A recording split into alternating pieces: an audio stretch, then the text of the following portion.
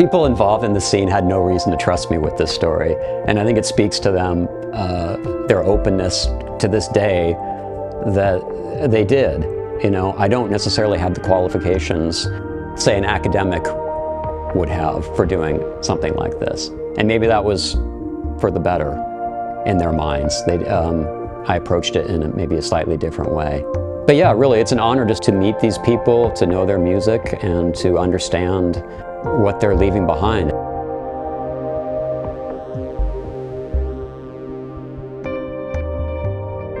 Bill, thank you for taking the time to talk about this exciting, I think, very exciting new release. Alien Territory Archives, a collection of radical, experimental, and irreverent music from 1970s San Diego, 24 tracks on 4 CDs. This is a big deal. Yeah, it is a big deal. A few years back, I was thinking about San Diego's role in electronic music, and that led me to Pauline Oliveros.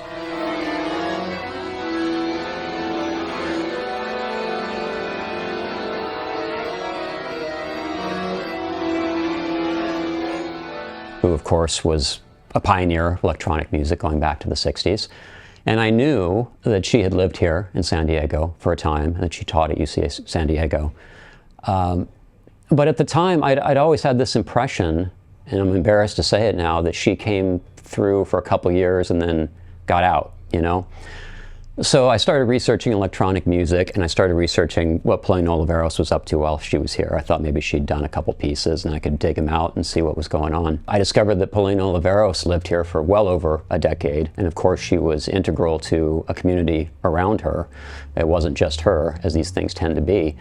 And I found the website of a fellow named Warren Burt, and Warren Burt was my entree into this whole world that I had no idea existed. And there were really only a few little hints on Warren's amazing website. I mean, there were a few names and there were a few places and things like that, but it was enough to give me this idea like, oh wow, some cool things were happening here. He had pictures of Moog synthesizers at UCSD, and he talked about studying with Oliveros, and he talked about his own compositions, which sounded crazy and really exactly the kind of stuff I'd been looking for, just wild synth excursions and, you know, all kinds of interesting things. And that led to a book. So this book basically covers not only the scene around Warren and UCSD and Pauline, but countless people just kept popping up. Some of them, a lot of them associated with UCSD one way or another, others operating more independently, some operating very independently, people like Boyd Rice and Robert Turman, who were closer to kind of the punk world, but still doing really what I would call experimental music. And while I was doing it the whole time, I was collecting this music usually from the artists themselves. Sometimes, you know, they put out a lot of records, which I found, and I've been collecting that stuff. And most of the stuff hasn't been heard in 50 years. It all dates from the 70s, with the exception of one Harry Partch track, 2 Harry Partch tracks maybe, and a Diamant de Galas piece from 81. But spiritually, anyway, I consider them to be the 70s, you know. How would you describe the kind of cultural climate of San Diego in the 70s, particularly where your book is focused and where the music was created? There was quite a cultural scene in San Diego. There really always has been, I think. But as far as what we would call experimental music or, you know, kind of progressive music, there wasn't much of anything going on, or very little. There was a sort of an improvisational kind of noise rock group called Smegma, that one of the members of Smegma lived in San Diego for a little while, and they did a couple shows in Coronado. But when I talked to him, he was like, San Diego was nothing but, you know, you go to a bar and it was Eagles covers. That was San Diego, as far as he was concerned, you know. I don't think he even knew about the stuff that was going on at UCSD because it was so kind of cloistered. So it wasn't a particularly auspicious place as a whole for this kind of music. As the decade went on, of course, you started seeing more kind of DIY stuff happening. There were people like Jonathan Glazier and the Interval people who were doing microtonal shows, Boyd Rice and Turman and their crew sort of doing stuff at the punk venues. You know, as punk came along in the late 70s, that opened up another avenue for this stuff. But otherwise, you know, a lot of it was very, you really had to work to find it. And it helped if you knew somebody at UCSD or maybe San Diego State University, which is where David Dunn was doing a lot of his stuff. Yeah, so it was not LA, let's put it that way. But then LA wasn't LA. It's not the same LA it is now. Did most of these people know each other, or did they have their own, circuit of friends?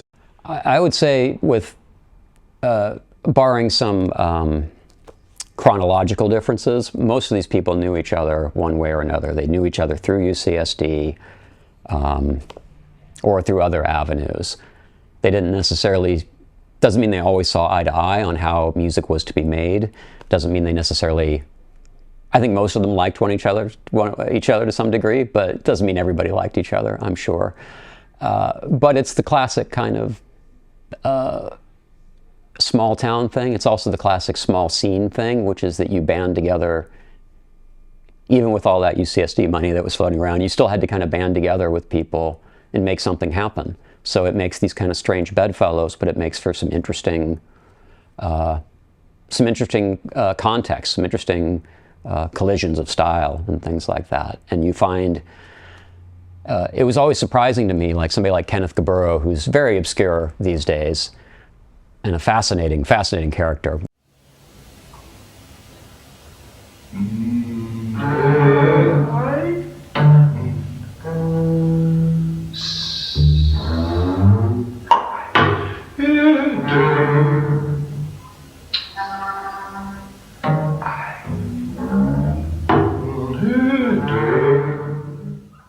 I actually expect to be changed by the kind of work that I'm doing at any given moment. That is to say, I set certain particular problems for myself which I haven't yet had to be concerned about. But I also expect to make a work which is provocative enough so that it also causes the performer to change.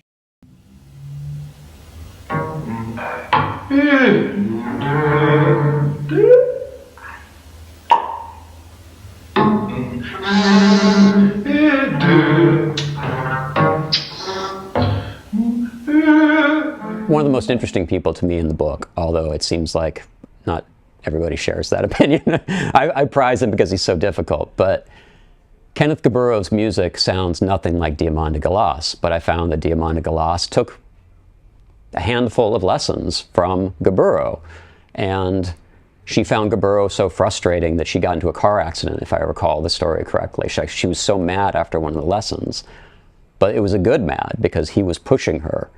And I think if you were to ask her, I'm not putting words in Diamanda Galás's mouth, I think if you were to ask her, she would say those lessons meant a lot to her. Maybe not in a technical sense, she certainly knew what she was doing. But meeting somebody as headstrong as she was about how to make music and how to stay true to yourself, I think probably was another push that maybe she needed at that time.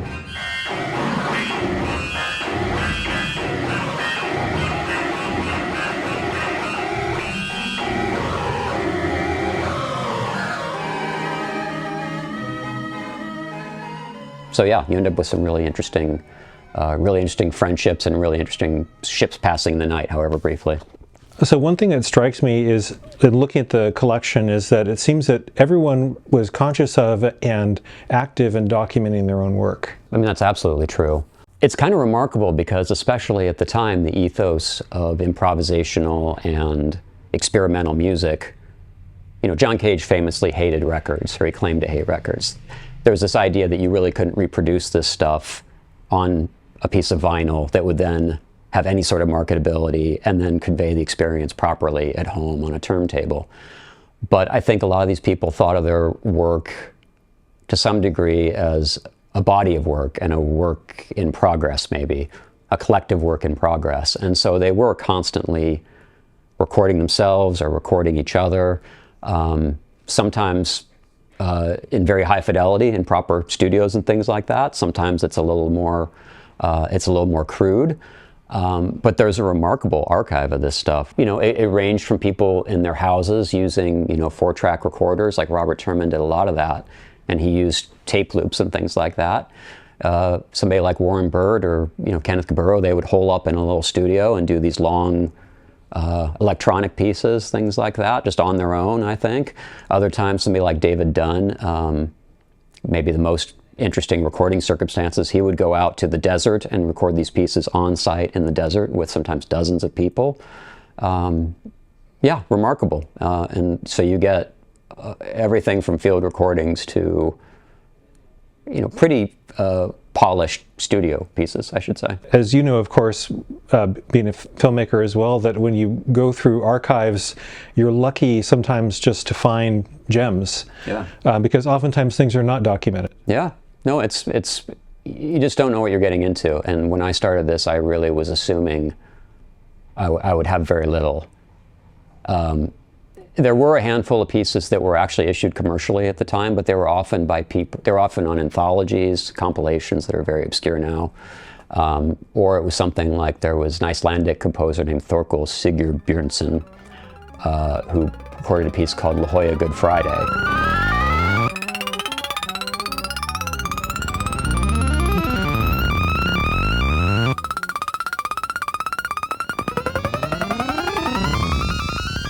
He was not a San Diego resident. He was here on a residency. He was at UCSD for, I forget what it was, a month or something like that. And he recorded this really cool piece that people should seek out. But that was the exception to the norm. Most of the stuff has just been sitting in closets or on servers, really, more like it, hard drives for years. I know we talked about Will Parsons and his Citizens Band. This is a very cool piece that you brought. Will Parsons is a lovable maniac from Iowa before he came out here. Despite arriving in San Diego, I think he came in 1978, 1979. He came towards the end of the run of this book, really. Nonetheless, I think he encapsulates a certain strain of what a lot of the people in this book were doing, which was they were trying to take down the traditional barriers of composition and of playing music. Like Pauline Oliveros had a book of sonic meditations. These were essentially ways to create music without, sitting down with a pen and paper and writing on a little staff. Anyone theoretically could do it, and often it came from stuff that we might call New Age today. A lot of the prompts. Kenneth Gaburo had something called 20 Sensing Compositions, which is another little booklet of strategies for creating that are non-academic, really. In theory, anybody can do these and make a piece of music, make a piece of art. And Will had something he called the Citizens Band, which was, I think he started it back in Iowa. And when he was in La Jolla, he published this book, which is all music for formats of any group size and instrumentation. And so it's got all these, he basically compiled a lot of things from people like Oliveros and Gaburo. I forget all who's in here. Anthony Braxton, I think, is in here. Too many people to name. Alternate strategies for creating music. And the idea is that anybody could get together with their friends and create what he called a citizens band.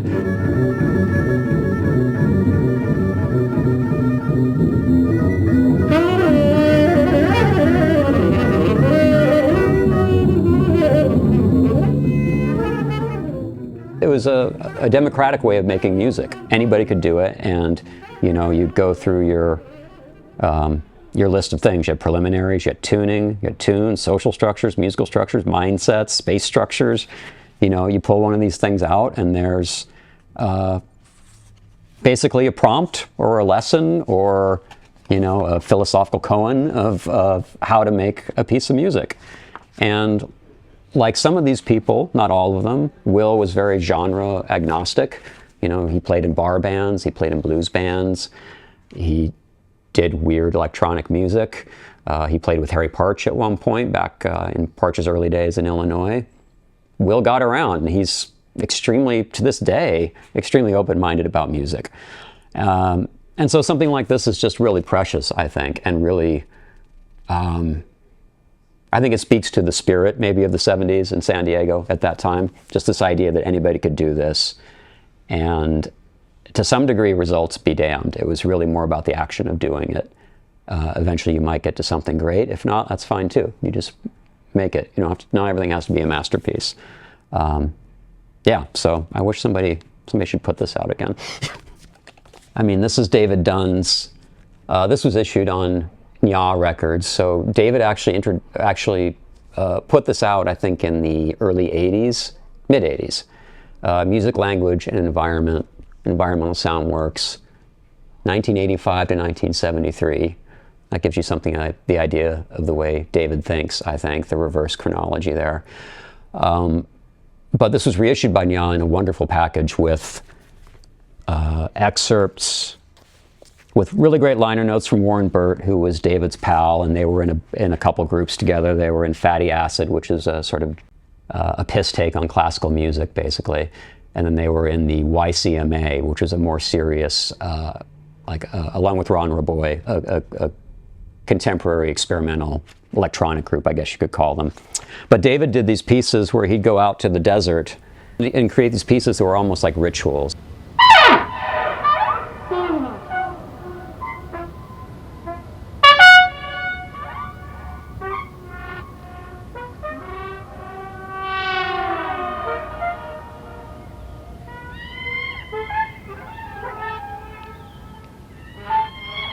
These were recorded on site with dozens of musicians, often playing unorthodox instruments.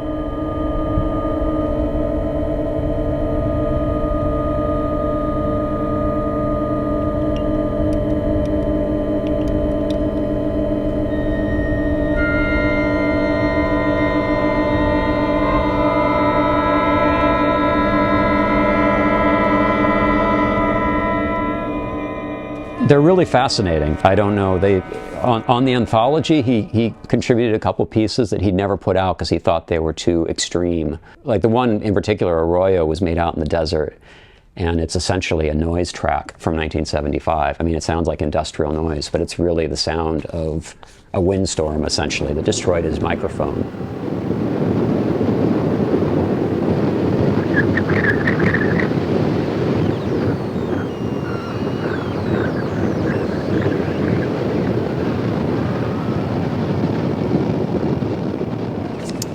But like this, for instance, is the original score for his piece, Skydrift.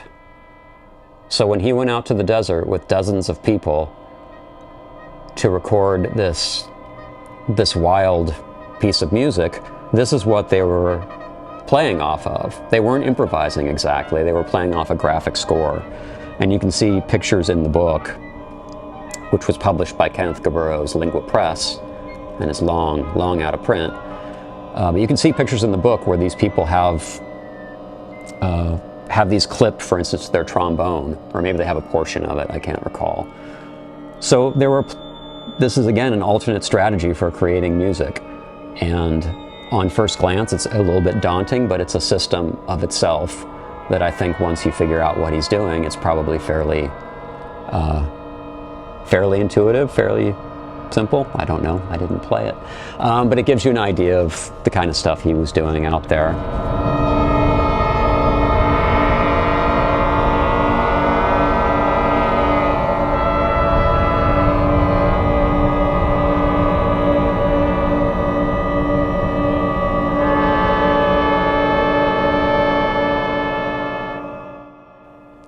I'm always fascinated, as I've made it quite clear, with Kenneth Gaburo, perhaps because I still don't understand the guy. But he had his own press, his own publishing company after he left UCSD under somewhat difficult circumstances, maybe. He went off and took the money he made at UCSD, which seems to have been fairly substantial, judging by the house he was living in at one point in La Jolla. He had a pretty cushy life in a lot of ways, but he really was a headstrong man who wanted to do things his way. And one of the things he wanted to do was start a publishing company. And he had this thing going for a while, and he published a lot of really wild stuff. Scores, he published, I guess you could call it, I don't know, text pieces, poetry, things like that, from local people as well as from on the national stage. And he often did it with these really interesting, I don't know, they all have this kind of, I call it samizdat. It's like sort of, it looks like something that was passed in Russia, you know, like an underground text. Like they have a very handmade kind of quality to me, and they're all slightly different. There's no uniformity to them. You know, some were kind of standard paperbacks, others are these giant oversized things like this. But this was a piece he did a very complex spoken word piece that he did with a guy named Herbert Brune.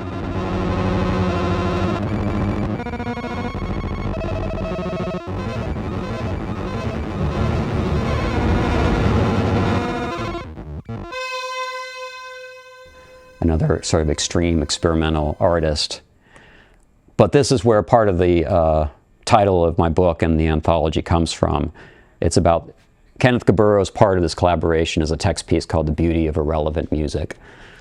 And it's something that on the face of it sounds maybe defeated irrelevant music, but he saw it as a badge of honor, as sort of a battle cry, this idea that the kind of music he was making, his friends were making, was lacked a profile in the wider cultural discourse, lacked respect from a lot of people, lacked any sort of commercial potential whatsoever, that he basically decided this was a freeing thing for him. When he would put on concerts and nobody came, okay, that's fine, because it allowed him to do exactly what he wanted to do. When irrelevant music is, when you make irrelevant music, you're making something entirely for the point of making the art. There's no other consideration to it. It doesn't have to fit into what the culture wants at the time. It doesn't have to have any sort of commercial imperative. And you're free. And that's how he saw the publishing industry too. It's how he saw everything, which of course put him on a collision course with just about everything you could do to kind of keep your head above water in the day-to-day portion of life. Lingua Press did not go particularly well in a financial way. He was trying to create his own system that would be true to his own beliefs and true to the people that he released. You know, editing is censorship, he said, which means that, you know, if Kenneth Gaburo asked you for a book for his press and you turned in 500 pages of the letter Q, he'd probably put it out. You know, he's not going to mess with your work, and he meant it. And then finally, because they're so sorely underrepresented in the anthology for various reasons, in the CD set, there was a magazine called Interval. When Harry Partch died in the early 70s, he left behind a whole group of people in San Diego and beyond who were deeply interested in microtonal ideas. Partch was a microtonalist, a very particular microtonalist. He had his own way of doing things that really can't be duplicated. But perhaps chief among them, or at least the one who started Interval magazine was Jonathan Glazier, along with his wife Elizabeth. And they were a very active group in the 70s into the 80s and beyond. And they put out this regular journal, which was nationally and internationally known. And it's all these people kind of trying to follow up on Partch's innovations and other microtonalists, of course. Everything from, you know, Terry Riley and Lamont Young to, you know, to Partch, these very different styles. And they would have events, they'd have concerts, they put out the magazine. Jonathan and the San Diego microtonalists in his orbit didn't record a lot of music in the 70s. I think I have a piece or two that were more, they're more experiential, I guess you should say. They were, because again, they were also about opening this up to anybody and music as an experience rather than music as a finished product. But they're well-deserving, the whole Interval crowd and this magazine are well-deserving of anybody's attention if you're into this kind of music. It's another little avenue that maybe isn't as well-known as it should be. Although I know Interval is doing a website right now where I think they're going to have everything, their entire archives on there eventually, which will be amazing. Two questions come to mind. If there were things that surprised you or took you aback when you were listening to this music for the first time? Yeah, I mean, there were a lot of things that took me aback in some ways. If I think back to my mindset when I was starting this, I started from electronic music, and I had this idea in my head that that was going to be the focus of the book, and then eventually the CDs, the music, if that ever came out. And I quickly found that there was far less pure electronic music being produced than I thought. There was certainly a fair amount of it, but people went in very different directions that I really didn't anticipate. There was quite a contingent of vocalists at UCSD, experimental vocalists, Diamant de Glace, maybe the most famous, but also the Extended Vocal Techniques Ensemble and the New Music Choral Ensemble. Assiduous as ever this, and his horror of the merely platonic thing made me sometimes wonder if I were not accusing him unjustly. Yes. What have you to complain of? I said, have I been neglecting you? How could we be together in the way we are if there was someone else loving her as I did with all my heart? I could not but feel sorry for her. During she was about to offer me violence, I rang for Erskine and had her shown out for parting words as he could testify if he is still living. This not forgotten, coming and going on the earth, letting people in, showing people outward to the effect that she would settle my hash. I confess it did alarm me a little at the time. And MCE, which was Kenneth Gaburo's group, which did, you know, they started out as a somewhat traditional avant-garde vocal ensemble, but they eventually morphed into a mime troupe at one point. Wild stuff, you know, stuff you never would have thought. There is this grand party, see? Cocktails, salads, cheeses, pork chops, meatloaf, and a birthday cake with champagne, see? You know, there were people like Warren, of course, and others who were creating fantastic electronic music. But for instance, Warren left, I think, in 74, 75 to move to Australia. So it just opened up a whole world that I don't think I even was anticipating. I was not anticipating David Dunn's work at all. I was not anticipating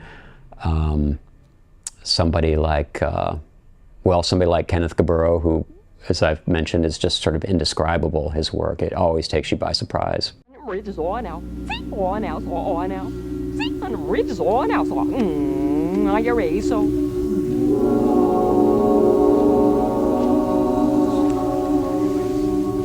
mean, I guess that's what this music is supposed to do. So that's really, I think, encouraging. Because I think maybe if it had been the book I thought it was going to be, it would have been a lot more boring, frankly. It would have just been a book about electronic music, which is fine. I like electronic music. But now it's just this wide array of weird and crazy things that I think would blow a lot of people's minds. A lot of people wouldn't have any idea this stuff ever existed, really. What do you think was unique about that time in San Diego?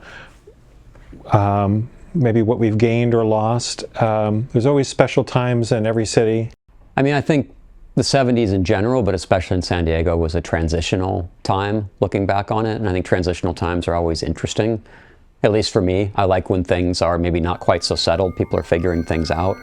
UCSD was very new, and in the early 70s, the music department was a wild place. They were doing things that you really wouldn't be doing today. And they really only were that extreme for a few years. It was sort of like the teenage years in a way. Or like a Rumspringa, where you're going wild and you're figuring out what you want to do. And then eventually, for better or for worse, you grow up a bit. That has its advantages and its disadvantages. And I think at some point, the UCSD music department grew up a little bit, or it figured out what it wanted to do, how to do it, you know, more practical. San Diego grew up, it became a much bigger city than it was in the 70s, when it was still a little bit of a kind of funky ghost town, you know, or a little bit sleepy. And I think maybe most important of all is that, you know, Southern California in the 70s, the image of it as sort of a weird, freaked out, doped out, new age, hippie, post-hippie paradise. It's kind of true. I mean, it's not entirely, but there were these currents running through the culture at that time, and that's how these kind of things could happen. You know, somebody like Paulino Veros could do music based on ESP at UCSD. These were ideas that were in the culture at that time, and particularly on the West Coast.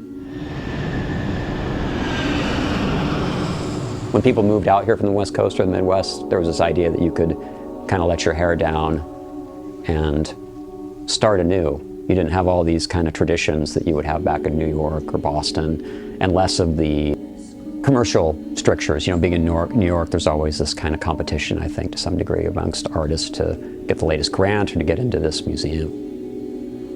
There were other places in Southern California that were doing plenty of weird stuff at the time, but San Diego just had its own unique flavor, maybe because it was, we're the farthest south, it's where all the weirdos end up, you know?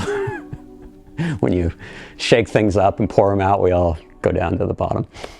What you've done with the book and now the box set is just incredible. I think still there's so much more to discover. There could be, I don't know that's going to happen, but there's enough music to do a volume 2 easily, you know, and it could just get weirder and weirder if we really wanted to. It could just get real far out.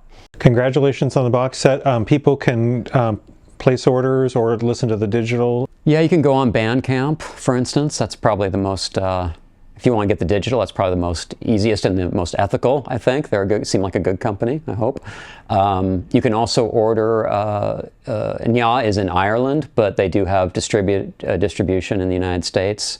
And you can order it off my website. I still have a few copies, not very many, which is billingsgate.org, and that's where you can get the book too, and also at other fine blah, blah, blah, blah, blah, blah, blah, promo. It's out there. You can find it. Use the internet.